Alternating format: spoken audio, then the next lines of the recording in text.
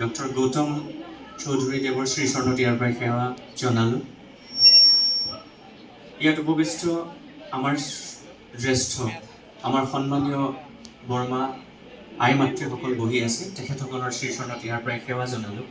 বিশেষভাৱে এই অনুষ্ঠানটোৰ আগধৰা যিসকল কাৰ্যকৰ্তা আছে, ইয়াৰ প্ৰবক্তাসকল আছে, আপোনালোকে দেখা পাইছে। তেওঁলোকৰ লগতে অঞ্জন বৰুৱা দাক মই ঈশ্বৰৰ ওচৰত প্ৰাৰ্থনা কৰিছোঁ যাতে এনেকুৱা এটা সুন্দৰ মন লৈ এনেকৈ অনাগত সময়ত এই যাত্ৰা অব্যাহত ৰাখিব পাৰে। 3 দিন কৰ্মশালাৰ আজি প্ৰথম দিন, প্ৰথমটো পুৱা। আমি আমাৰ জীৱনকালত এই 3টা দিন আমাৰ বাবে মুকুতা হৈ ৰ'ব। নামঘৰৰ মণিকূটৰ দৰে আমাৰ শিৰত উজ্বলি থাকিব এই 3টা দিন। ইয়াত যিসকল 150-200 ছাত্ৰ ছাত্ৰী আছোঁ, আমি মাত্ৰ আমাৰ হাতত এই 3টা দিনত যিখিনি কথা শিকিম, সেইখিনি কথাই আমাক এখন সমাজত নেতৃত্ব দিবলৈ, সমাজৰ সুন্দৰ অংগ হ'বৰ বাবে অতি উৎকৃষ্ট অলংকাৰিক কিছুমান শব্দ, কিছুমান বাক্য আমি আমাৰ মন মগজুত সুমুৱাই লৈ যাম। তাৰ পাছত আমি এখন মৰম লগা পৃথিৱীত আমি সেই অংগ হৈ থাকিম। আমি য'তেই থাকোঁ, যেনেকৈ থাকোঁ, এই জ্বলাই দিয়া চাকি গছৰ পোহৰৰ দৰে, এই ধূপৰ সুবাহৰ দৰে আমি গোটেই সমাজত আমাৰ সৰু সৰু মনটোৰে মৰম লগা সুবাহবোৰ বিলাম।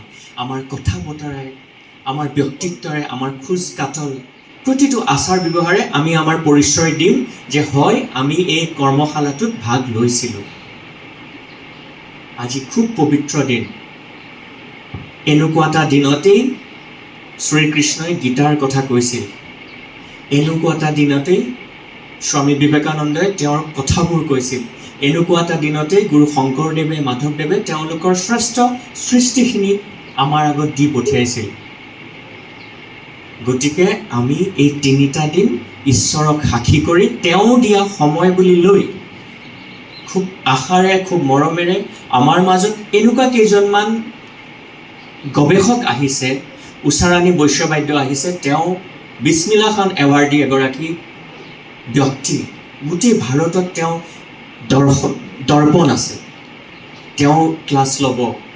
আপোনালোকৰ সন্মুখত বহি আছে শ্ৰদ্ধাৰ গুৰুজী, আপোনালোকে দেখা পাইছে। তেখেত চিৰনমস্য ব্যক্তি। অসমৰ যিমান ডাঙৰ ডাঙৰ মেধাপুতা ব্যক্তি আছে, সকলোৱে তেওঁৰ শ্ৰীচৰণত আহি মন মগজুক শান্ত কৰে।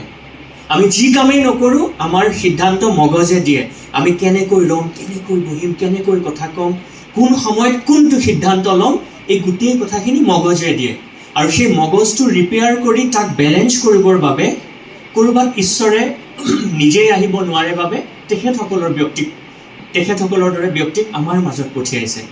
আমি তেওঁ কোৱা কথাবোৰ ভালকৈ মনত ৰাখিম, লিখি ৰাখিম। প্ৰয়োজন হ'লে শ্ৰদ্ধাৰ দাদা আমাৰ মাজত 14 তাৰিখলৈকে থাকিব। আমি তেখেতক ব্যক্তিগত যিকোনো কথা আমি প্ৰত্যক্ষভাৱে প্ৰশ্ন কৰি সুধি ক্লিয়াৰ হৈ ল'ম। আজি এই অনুষ্ঠানটো পুনৰবাৰ ঈশ্বৰৰ ওচৰত প্ৰাৰ্থনা কৰিছোঁ, খুব সুন্দৰ হ'ব, মংগলময় হ'ব। আইসকলে আমাক আশীৰ্বাদ কৰিব। আজি অনুষ্ঠানটো ইয়াতেই উন্মোচন আৰম্ভ কৰা হ'ল বুলি আমি ঘোষণা কৰিলোঁ। সকলোৰে ভাল হওক। ধন্যবাদ। জয় শ্ৰীকৃষ্ণ।